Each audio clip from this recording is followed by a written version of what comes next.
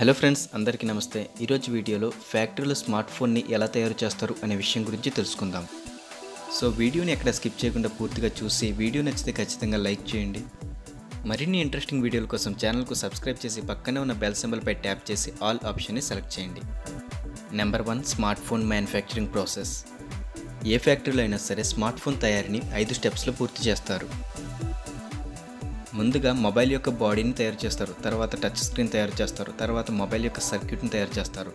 ఫైనల్గా మొబైల్ అనేది తయారైన తర్వాత మొబైల్ని టెస్టింగ్ అనేది చేస్తారు. టెస్టింగ్లో మొబైల్స్ అనేవి పనిచేస్తే వాటిని ప్యాకేజింగ్ చేస్తారు. మొబైల్ యొక్క బాడీని తయారు చేయడానికి పెద్ద పెద్ద అల్యూమినియం షీట్స్ని ఒక మెషిన్ సహాయంతో మొబైల్ ఏ సైజులో కావాలితే ఆ సైజులోకి కట్ చేస్తారు. ఒకవేళ ప్లాస్టిక్ బాడీ తయారు కోసం అయితే అల్యూమినియంకి బదులుగా ప్లాస్టిక్ని ఉపయోగిస్తారు. ఇప్పుడు మైక్, స్పీకర్, కెమెరా వీటికి ఎక్కడెక్కడ హోల్స్ కావాలో ఆ ప్లేసెస్లో ఈ మిషన్స్ ద్వారా హోల్స్ పెడతారు. మొబైల్ అనేది కంప్లీట్గా పూర్తయిన తర్వాత స్క్రూస్ బిగించడం కోసం ఈ డ్రిల్లింగ్ మిషన్ ద్వారా మొబైల్కి హోల్స్ అనేవి పెడతారు.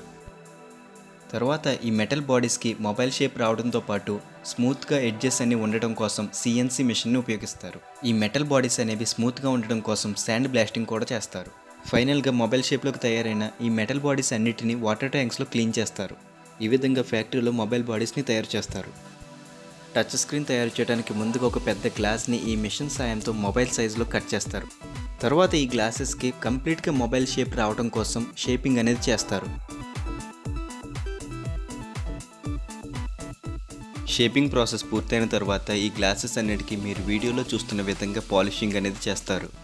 తర్వాత ఈ గ్లాసెస్ అన్నిటిని వాటర్ ట్యాంక్స్లో ముంచి క్లీనింగ్ అనేది చేస్తారు. ఇప్పటికీ మనకి నార్మల్ గ్లాస్ అనేది తయారైంది. ఈ నార్మల్ గ్లాసెస్ అన్నిటిని టచ్ స్క్రీన్లాగా మార్చడం కోసం వీటన్నిటిపైన ఐటీఓ అంటే ఇండియం టిన్ ఆక్సైడ్ మెటీరియల్ని కోటింగ్ అనేది చేస్తారు. ఈ ఒక్క కోటింగ్తోనే నార్మల్ గ్లాస్ అనేది టచ్ స్క్రీన్లాగా మారిపోదు. ఈ మెటీరియల్తో పాటు ఇంకొక 7 లేయర్స్ని ఈ గ్లాస్కి యాడ్ చేస్తారు. అవి ఏమిటంటే OCA, polariser, LCD, back light, QR code, back sticker, frame. OCA layer చేసే పని ఏమిటంటే ఇది టచ్ ప్యానెల్లో ఉన్న రిఫ్లెక్షన్ లేయర్స్ని తగ్గిస్తుంది.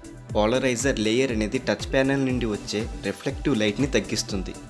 ఇప్పుడు ఇలా లేయర్స్ యాడ్ చేయగా తయారైన టచ్ ప్యానెల్స్కి విజువల్ ఇన్స్పెక్షన్ చేస్తారు. విజువల్ ఇన్స్పెక్షన్ అంటే ఇప్పటి వరకు తయారు చేసిన టచ్ ప్యానెల్స్ అనేవి సరిగ్గా పనిచేస్తున్నాయో లేదో అని చెక్ చేయటం. విజువల్ ఇన్స్పెక్షన్ పూర్తయిన తర్వాత ఈ టచ్ ప్యానెల్స్ని ఒక కాన్వేర్ బెల్ట్ పైన ఉంచుతారు. ఇప్పుడు ఈ టచ్ ప్యానెల్స్ అన్నిటికీ 4 వైపులా ఈ మెషిన్ ద్వారా గ్లూ అప్లై చేస్తారు. ఇప్పుడు ఈ టచ్ ప్యానెల్ని మొబైల్ యొక్క బాడీ కవర్తో కలుపుతారు. ఇప్పుడు వీటన్నిటిని మొబైల్ చిప్తో అసెంబుల్ చేయడం కోసం అసెంబ్లింగ్ లైన్ తీసుకువెళ్తారు. ఇప్పటి వరకు మొబైల్ యొక్క బాడీ మరియు మొబైల్ యొక్క టచ్ స్క్రీన్ తయారు చేయడం తెలుసుకున్నాం. ఇప్పుడు మొబైల్కి సంబంధించిన అసలైన పార్ట్ అదే పీసీబీ అంటే ప్రింటెడ్ సర్క్యూట్ బోర్డ్. ఇది మొబైల్కి హార్ట్ లాంటిది. ఈ పీసీబీని ఎందుకు ఉపయోగిస్తారంటే మొబైల్కి సంబంధించిన కెమెరా, స్పీకర్, మైక్ వీటన్నిటిని కలపడం కోసం ఇది ఒక సర్క్యూట్ లాగా పనిచేస్తుంది. మొబైల్కి సంబంధించిన పార్ట్స్ అన్ని పీసీబీకి యాడ్ చేసిన తర్వాత ఇవి కదలకుండా ఉండడం కోసం సోల్డరింగ్ అనేది చేస్తారు. ఈ పీసీబీకి ముఖ్యంగా ఫ్రంట్ కెమెరా, బ్యాక్ కెమెరా ఈ 2 యాడ్ చేసి సోల్డరింగ్ అనేది చేస్తారు. అండ్ మిగిలిన పార్ట్స్ కూడా ఈ పీసీబీకి యాడ్ చేసి సోల్డరింగ్ అనేది చేస్తారు. వీటితో పాటు ఈ పీసీబీకి వాటర్ లెవెల్ స్టిక్కర్ని కూడా యాడ్ చేస్తారు. ఈ స్టిక్కర్ని ఎందుకు ఉపయోగిస్తారంటే మనం ఎప్పుడైనా మన మొబైల్ని సర్వీసింగ్ ఇచ్చినప్పుడు అక్కడ ఉన్న టెక్నీషియన్కి మన మొబైల్ వాటర్లో పడిందో లేదో అనేది ఈ స్టిక్కర్ ద్వారానే తెలుస్తుంది. ఈ స్టిక్కర్ అనేది ముందుగా వైట్ కలర్లో ఉంటుంది. ఎప్పుడైతే మన మొబైల్ వాటర్లో పడిందో ఈ స్టిక్కర్ అనేది రెడ్ కలర్లోకి మారిపోతుంది. ఇప్పుడు మొబైల్కి సంబంధించిన అసలైన పార్ట్ అదే మైక్రోఫోన్. ఈ మైక్రోఫోన్ని పీసీబీ చివరి భాగంలో ఫిక్స్ చేసి షోల్డరింగ్ అనేది చేస్తారు. తర్వాత స్పీకర్ని పీసీబీ యొక్క పైన భాగంలో ఫిక్స్ చేసి సోల్డరింగ్ అనేది చేస్తారు. ఇప్పుడు వీటితో పాటు వైబ్రేటర్ని కూడా పీసీబీకి యాడ్ చేసి సోల్డరింగ్ అనేది చేస్తారు. ఇలా పీసీబీకి మొబైల్కి సంబంధించిన అన్ని కాంపోనెంట్స్ యాడ్ చేసిన తర్వాత ముందుగా టచ్ ప్యానెల్ మరియు మొబైల్ బాడీతో తయారు చేసిన దాంట్లో ఇన్సర్ట్ చేస్తారు.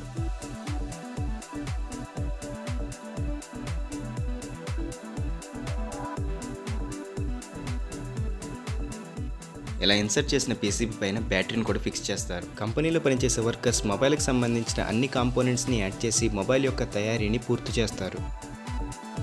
అండ్ మొబైల్ యొక్క బాడీ కవర్స్లో వాల్యూమ్ బటన్స్ కూడా ఇన్సర్ట్ చేస్తారు. ఫైనల్గా ఇలా తయారు చేసిన మొబైల్కి కంపెనీలో పనిచేసే వర్కర్స్ స్క్రూస్ అనేవి ఫిక్స్ చేస్తారు.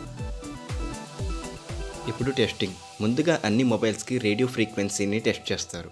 ఈ రేడియో ఫ్రీక్వెన్సీ ద్వారానే మనం ఎవరికైనా కాల్ చేసి వాళ్ళతో మాట్లాడగలుగుతాం. మొబైల్లో రేడియో ఫ్రీక్వెన్సీ మరియు సిగ్నల్ రిసీవింగ్ కెపాసిటీని కంప్యూటర్ ద్వారా చెక్ చేస్తారు. కంప్యూటర్ టెస్టింగ్ పూర్తయిన తర్వాత కంపెనీలో పనిచేసే వర్కర్స్ మొబైల్స్ అన్నిటినీ మళ్ళీ టెస్టింగ్ అనేది చేస్తారు. ముఖ్యంగా LCD testing, mobile multi touch,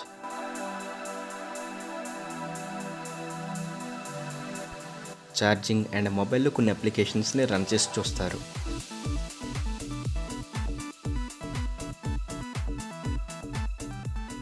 వీటితో పాటు mic, speaker, sensor, front camera, back camera, flash light ఇవన్నీ సరిగ్గా పనిచేస్తున్నాయో లేదో అని టెస్ట్ చేసి చూస్తారు. ఫైనల్గా ఈ మొబైల్స్ అన్నిటిపైన IMEI లేబుల్ని పేస్ట్ చేస్తారు. IMEI అంటే ఇంటర్నేషనల్ మొబైల్ ఎక్విప్మెంట్ ఐడెంటిటీ.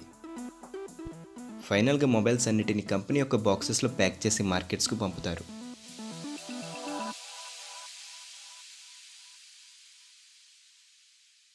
ఇది ఫ్రెండ్స్, వీడియో నచ్చితే లైక్ చేయండి, అలాగే మీ ఫ్రెండ్స్ అండ్ ఫ్యామిలీ మెంబర్స్తో కూడా షేర్ చేయండి. Thanks for watching.